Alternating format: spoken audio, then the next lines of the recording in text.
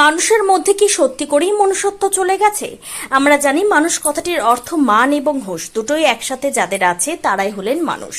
এই কথা বলার কারণ বহরমপুর বাসস্ট্যান্ডে অর্থাৎ মোহনাতে 1 মাস ধরে আছে এক ভারসাম্যহীন বৃদ্ধা মহিলা অস্বাস্থ্যকর পরিবেশের মধ্যে।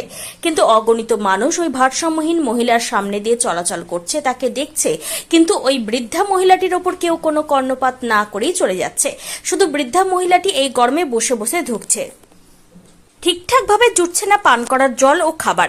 এমন সময়ে আজকে সোমবার আমাদের এক সাংবাদিক ও শিল্পী প্রীতম সাহা দেখছে ওই ভারসাম্যহীন বৃদ্ধা মহিলাটি বহরমপুর বাসস্ট্যান্ডে অস্বাস্থ্যকর পরিবেশে মশারি খাটিয়ে বসে আছেন, আর তিনি একটু বাঁচার জন্য হাত বাড়িয়ে পথচারীদের কাছ থেকে খাবার চাইছেন, কিন্তু সেই চাওয়াটা হচ্ছে তার বৃথা হয়ে দাঁড়াচ্ছে।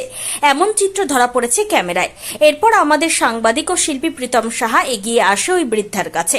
ওই বৃদ্ধাকে একটু পান করার জন্য জল ও খাবার কিনে এনে তার হাতে তুলে দিলেন।